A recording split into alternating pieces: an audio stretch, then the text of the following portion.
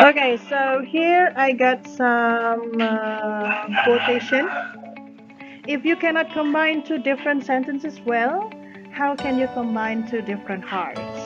Okay, that's why it's really important for you to learn about sentence life. Anyway, what is a sentence? So, a characteristics of a sentence is first, it must have a capital letter at the start and a period, exclamation mark, or question mark in the end. Okay, so remember, if you start writing a sentence without any capital letter, so it means that it is not a sentence. Okay, make sure that you write a capital letter at the start of your sentence. And then the next one, a sentence should express a complete thought or idea.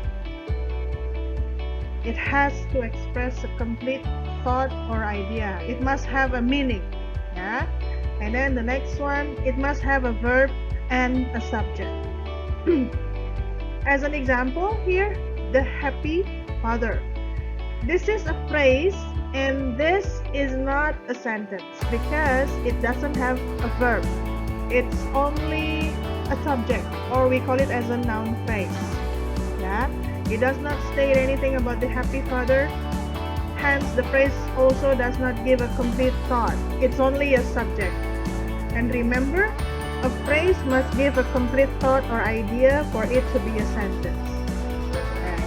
Now we have another example of sentences. The girl is cooking some stew. Is it raining? Yeah. This sentence asks a question because it has a question mark. We have also, what an incredible miracle, with an exclamation mark. So this sentence is categorized as imperative sentence. You must do it. The sentence expresses a command. Now we have 4 types of English sentences. The first one is, we call it as a declarative sentences. Second, interrogative sentences. The third one, imperative sentences. And the last one, exclamatory sentences. Okay. The samples of declarative sentences: Mary loves eating cookies. His wife is smartly dressed. And the last one, I'm excited because of the upcoming sports day. So these sentences are the most common. They refer to sentences that make statements, describe things or people, and also express feelings or opinions. They must end with a full stop. Okay? So this is also one criteria or one requirement for a sentence to be a sentence. You have to end your sentence with a full stop. If there is no full stop, then it cannot be categorized as a sentence. Okay? Especially for the declarative sentences. As for the interrogative sentences, we can have an example. What is an interrogative sentence? Did you complete your assignment? Those, or we can say, interrogative sentences are questions. Yeah, this refers to sentences that help people ask questions. They must have a question mark at the end. They can begin with words like do, why, what, how, when, did, where. Okay? So in English, probably it's really clear, although you don't have a question mark at the end. What is an interrogative sentence? But the sentence will be really problematic if you use it in Bahasa Indonesia, right? Where exclamation mark is really important. Okay? For example, kamu udah makan, right? And then there is no punctuation, whether it is a full stop or whether it is a question mark or whether there is an exclamation mark. So just mentioning kamu udah makan. Okay? How do you know? And sometimes this kind of a sentence without any clarification from question mark, punctuation, or else, yeah, this makes some people fight. Okay? So That's why it is really important for the communication. If you want to ask something, make sure that you use question mark. Or if you're angry at somebody, make sure that you use an exclamation mark. Or if you don't have any feeling with that person, just use a full stop. Okay, so that's what we call as declarative sentences and interrogative sentences. Next one, we have imperative sentence. Please give me some tea. Full stop. Stop it. Close the door immediately after cleaning the house. Okay, so those are, we call it as imperative sentences, or we call it as a command, instruction, or request. Yeah, they have a full stop at the end, but could also have an exclamation mark in case of a forceful demand. Okay, if you want to demand something to somebody, use an exclamation mark. Okay, and the last one of type of English sentence is exclamatory sentences. We have an example. Wow, he got a law degree. What a great day. How well she dances. I can't believe she is finally getting married. Okay, so you know the difference between imperative sentences and exclamatory sentences. Alright, so here in exclamatory sentences, there are sentences that express emotion, and they must have an exclamation mark at the end. Okay, for example, we have, wow, he got a law degree. Okay, it shows the emotion that you are proud, or maybe you are happy. Yeah, okay, so here we got 4 English sentence structures. The first one is simple sentences. The next is compound sentences. The third is the complex sentences. And the last one is complex compound sentences. Okay, now let's discuss the first one by one. Simple sentences. So these sentences have one clause. Remember that a sentence can be categorized as a sentence if at least they have one subject and one predicate. So that is the minimum requirement of a sentence. Yeah. So a sentence like this is called independent clause. Okay, because this clause usually expresses just one idea or thought. And additionally, these sentences only carry a single verb. As an example, we have the maid is cooking, Sam is sleeping, her mother is sweeping the house. Okay. Can somebody mention from these 3 sentences what are the subjects?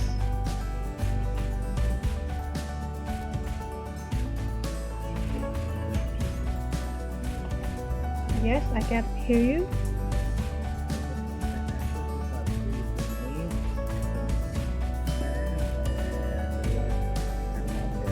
Okay, very good. Thank you very much.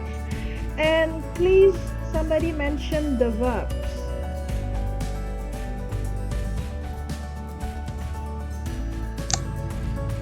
Cooking, The verbs cook. What else? Sleep, sleep, Yes, sleep, sweep, and sweep. Okay, very good. Yeah, if we say it as a predicate, then the predicate is cooking, is sleeping, is sweeping. Right? Okay, good. So that's the simple sentences. Now we go with the compound sentences.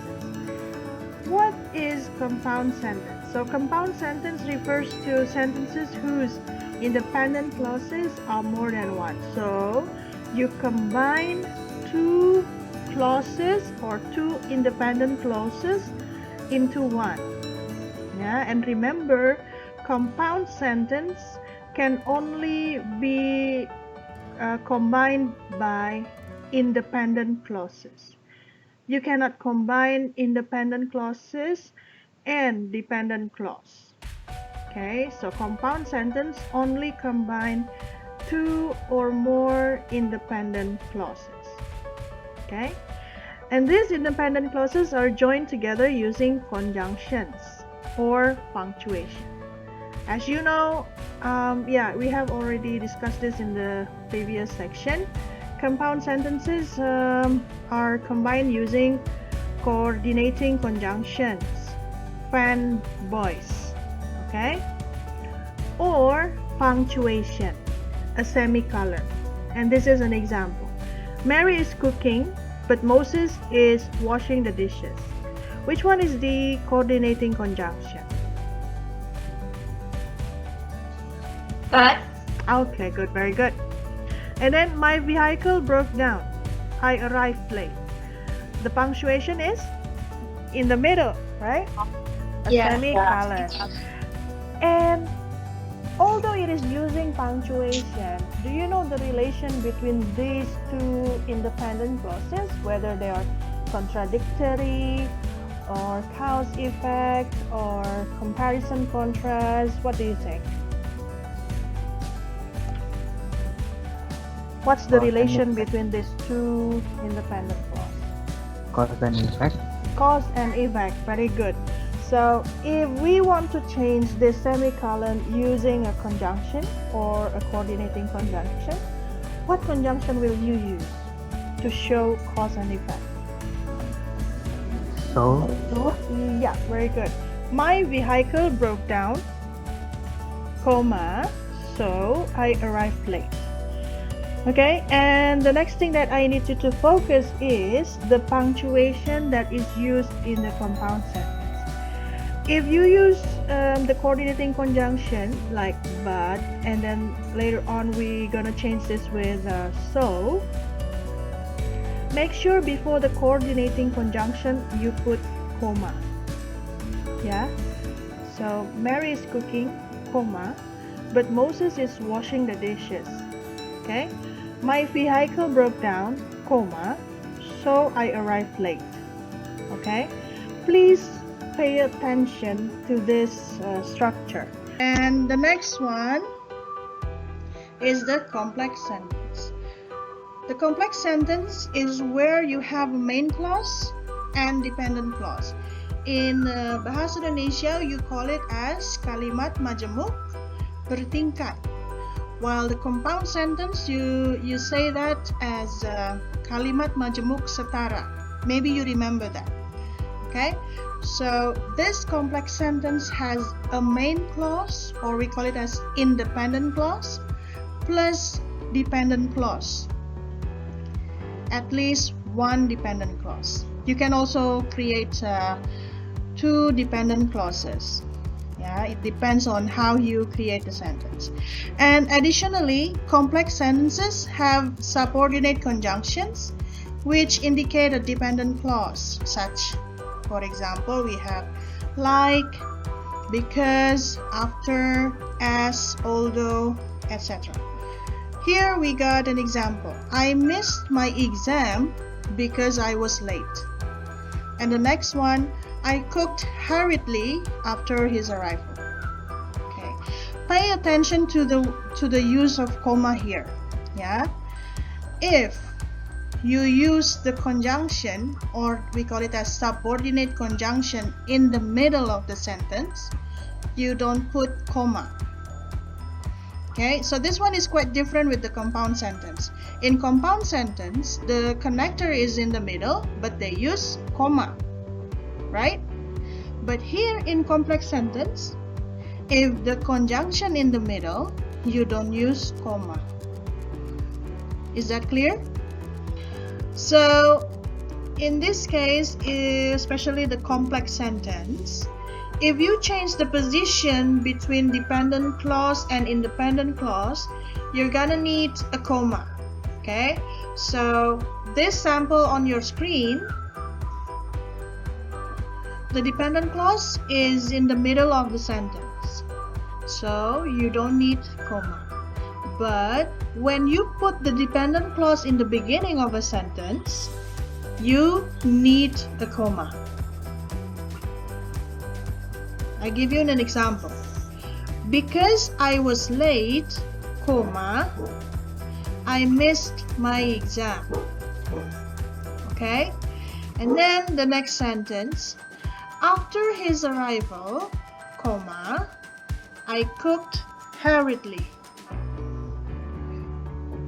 Next, we got the combination between complex sentence and compound sentences. In this case, we have multiple clauses. That is a minimum of 2 independent, or we call it as a main clause, and a minimum of 1 dependent clause. We got an example. Mary didn't sit the exam because she came late, so the teacher was angry. And the second sentence, the teacher who is on duty is incompetent, but the principal is competent. Can you guess in the first sentence which one is categorized as compound sentence?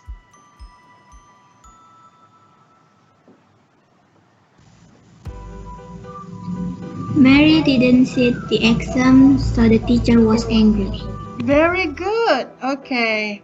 And then the because she came late is categorized as Dependent complex.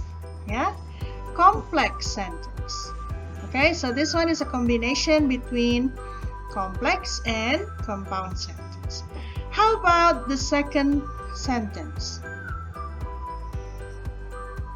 Which one is the compound sentence?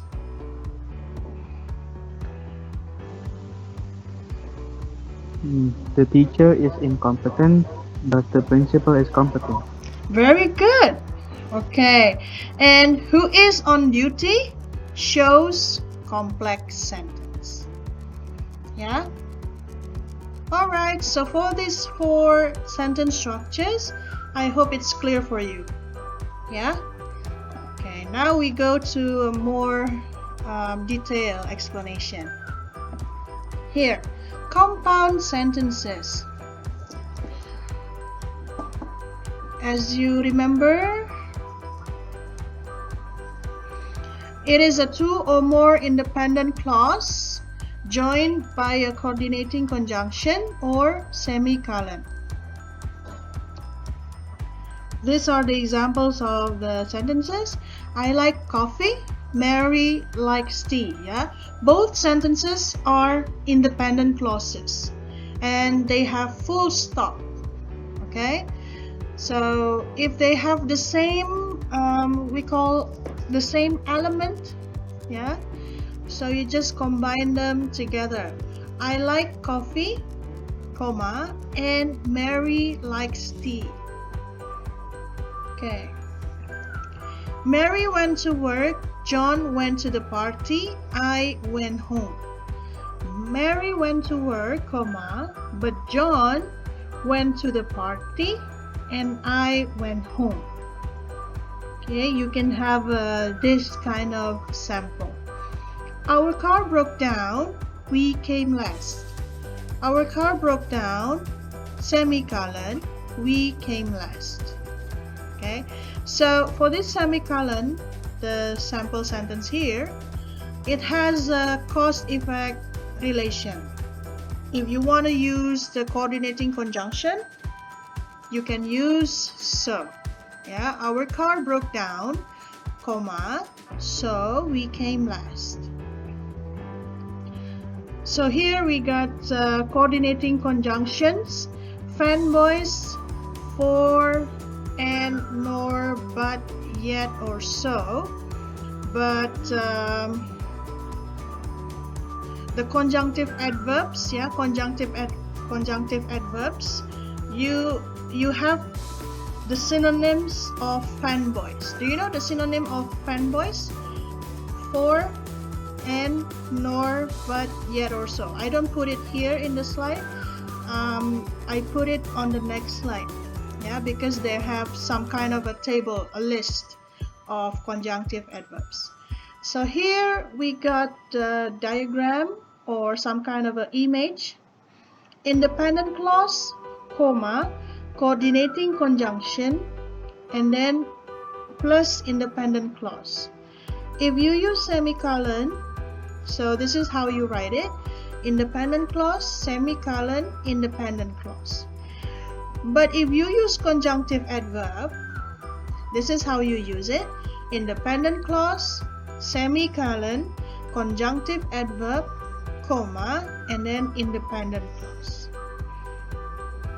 Okay, is that clear up to now? Maybe you just confused, you got confused on what are conjunctive adverbs. Okay, let's take a look at conjunctive adverbs. So this is conjunctive adverbs. Conjunctive adverbs connects two independent clauses. Cause and effect. If you pay attention to fanboys, maybe you can relate the fanboys with this conjunctive adverbs. As I said earlier, that coordinating conjunctions, fanboys, are replaceable with conjunctive adverbs. Now we go to the next. We also have examples of sentences here. Now we have compound sentences with coordinating conjunctions. I cannot criticize him, for he is my brother. Okay, the word for here is replaceable with because.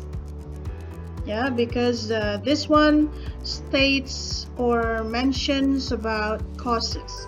I cannot criticize him because he is my brother. Remember, when you use because, make sure that you don't put comma. Okay? Remember, when you use conjunctive adverbs in the middle of the sentence, make sure that you use semicolon. Semicolon, conjunctive adverbs, comma. Okay, clear?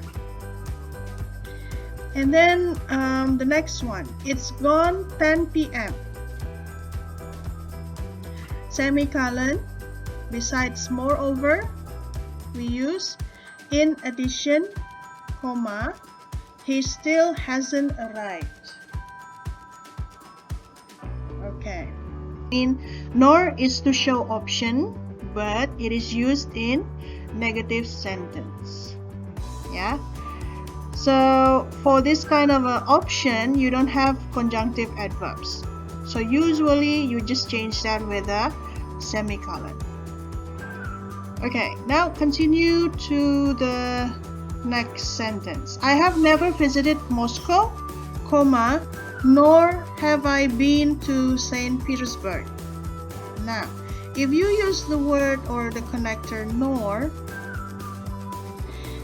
if you pay attention, the position between there and is not like a statement. We call it as inverted. Inverted means that the position is changed. So make sure that you start with is and then after that there. Nor is there any bread in the cupboard. Full stop. Nor have I been to St. Petersburg. Full stop. Okay? That's only for nor. Make sure that you take notes on that. Okay. For you about the coordinating conjunctions, conjunctive adverbs, and also semicolon. Do you have any question?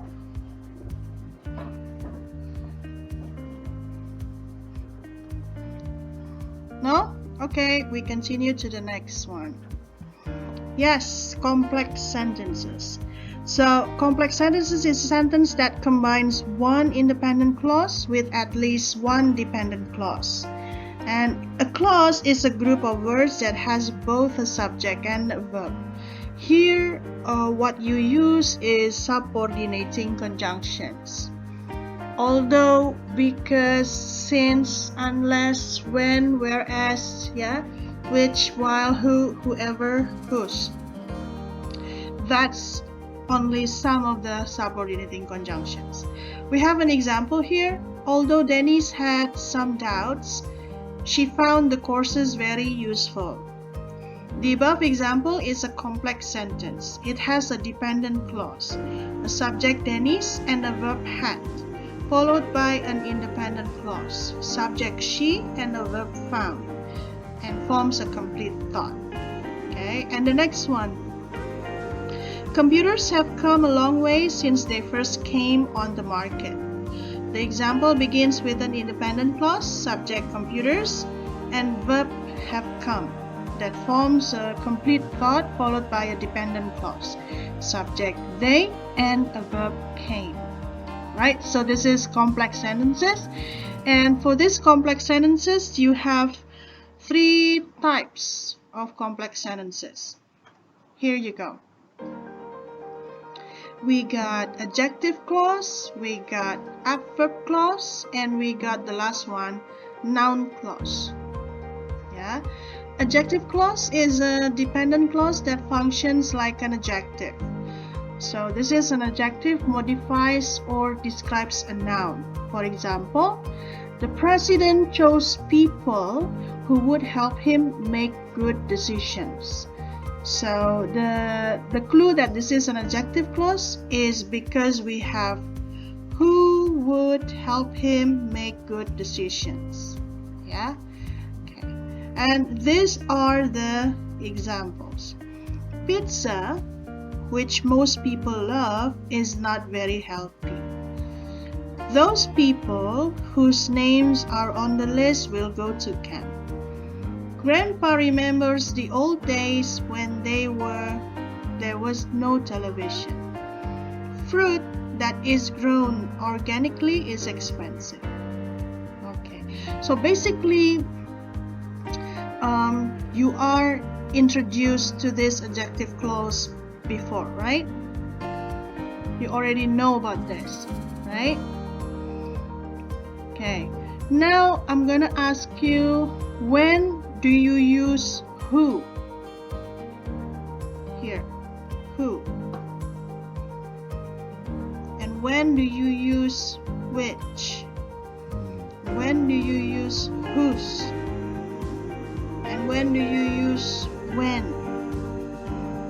Can somebody explain? Yeah, so who modifies people or person or human? Yeah, who. Which modify a things. Yes, or non-human. Okay. Yeah, very good. And who wants to explain whose?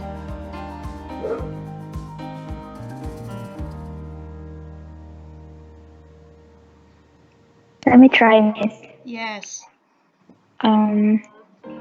As far as I know, whose is used to modify a person, but in possessive pronouns. Yes, very good. To show possession. Belonging. Yeah. Yes, very good. And here is the example using whose, yeah? So the possession is name, right? And then who owns the name is people. Okay? And then the next one we have another example, whose. The possession is father, and the owner of the father is someone. Alright? So that's how you use whose. And when do you use when? According to the example there. I think use when we want to modify about a time. Yes, very good. Okay. Alright, so it means that you don't have to make it as a homework. Congratulations, everyone. So you remember adjective clause. Next one, adverb clause. So this is a dependent clause that functions like an adverb. An adverb modifies or describes a verb. We have the example. When the food arrived, the children ate everything. And we have another example here. Whether you like it or not, you have to go to bed now. If you pay your bills on time, you can have a good credit score. Unless you run fast. Yeah? because he loved her. So everything that is italicized, yeah, everything that is italicized are adverb clause. Okay, it modifies or describes a verb. I hope it's already clear for you for the adverb clause, yeah, because it's not that complicated, but the one that is more complicated is the adjective clause. The next one is the noun clause. Noun clause maybe for some people is quite difficult, but actually it's not that difficult. Noun clause is a dependent clause that functions like a noun. A noun is a person, place, or thing. Whoever signs the lease is responsible for the rent. Yeah. So this is how I understand noun clause. If the clause is replaceable with it, then I call it as a noun clause. Do you get that? If the clause is replaceable with it, the word it, I consider it as a noun clause. Okay, let's try. Let's pay attention to the clause that is bold. Yeah, what Alicia said made her friends cry. Can you replace the clause with it? It made her friends cry, right? And then the second sentence, it surprised her family. So when you ask question to your friend, misalnya gini ya, there is a student A. Student A said, it made her friends cry. And then student B asked, what is it? Right? And then student A said, what Alicia said. Oh, what Alicia said made her friends cry. So that's the understanding of a noun clause. Do you think you understand noun clause? And noun clause, yeah, you got it right. It's quite easy, right? And noun clause is always started with WH plus what is it? WH questions and how. That's why you have what Alicia said, how the boy behaved, yeah, why the stove wasn't working, okay, when he became class president. So every clause that can be replaceable with the word it, okay, like this one, that you should not cheat on a test. They know, understand it. What is it? That you should not cheat on a test, like that. Okay? Clear for you? If you have problems, please raise your hand. Next one. Correlative conjunction. The use of either and or. I want either the cheesecake or the chocolate cake. What does it mean?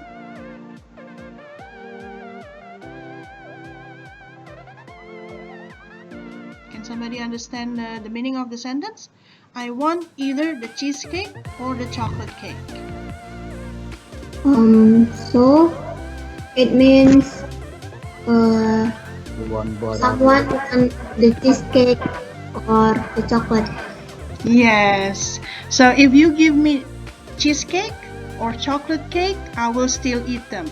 But if you give me strawberry cake, I will not eat them because I only want either the cheesecake or the chocolate cake. Yeah. And the second one, both and. We'll have both the cheesecake and the chocolate cake. What does it mean? How many how many cakes do I get? Two. Two. Two. Is it only chocolate cake or only cheesecake? No, the cheesecake No. and chocolate cake. Yeah, very good. So cheesecake and chocolate cake. Very good. Either or. I didn't know whether you would want the cheesecake or the chocolate cake. So what does it mean?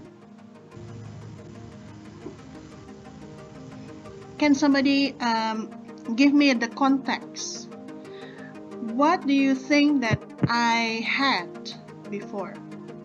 And then suddenly your friend tell you, I didn't know whether you want the cheesecake or the chocolate cake.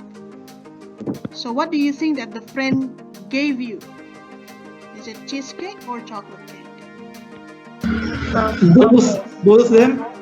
Both of them. Both of them. Both of them? Yes, But because he doesn't know whether he wants the cheesecake or chocolate cake. Okay, so he brought both of it. Yes, And then let the friend choose. correct. Yes, that is one condition. The other condition is the friend gave you strawberry cake, right? And then you said, why did you give me strawberry cake? And then the friend said, I didn't know whether you want the cheesecake or the chocolate cake. That's also another context. Okay? So that's the use whether or.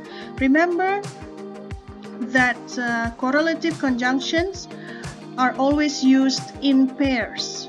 Yeah, you cannot use only just either or both or whether or neither. Yeah, but you have to use them all together in one sentence. Either the cheesecake or the chocolate cake. Both the cheesecake and the chocolate cake. Okay, so later on, probably, if you're still confused, you can have some review on this again. Yeah, and the next one is not only but also.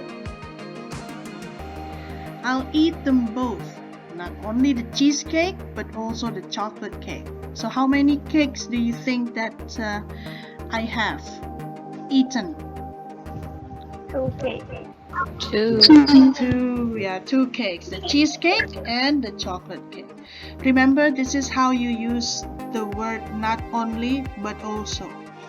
Not only plus noun, so but also plus noun. Okay? You cannot say like this. I will not only eat the cheesecake but also the chocolate cake.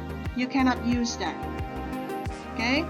So what you have to do is to have the same elements used together like this.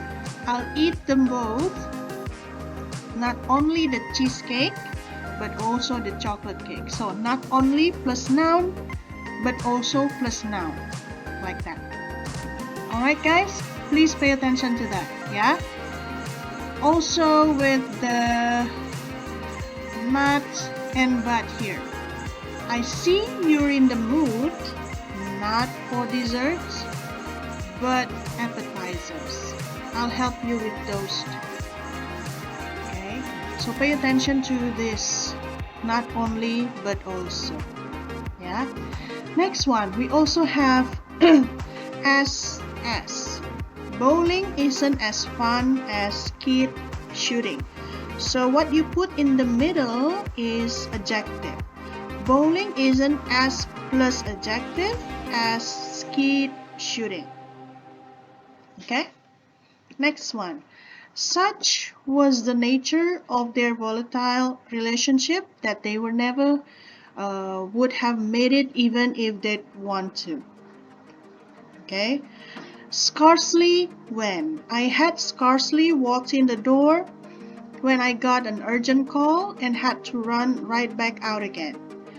As many as there are as many curtains as there are windows.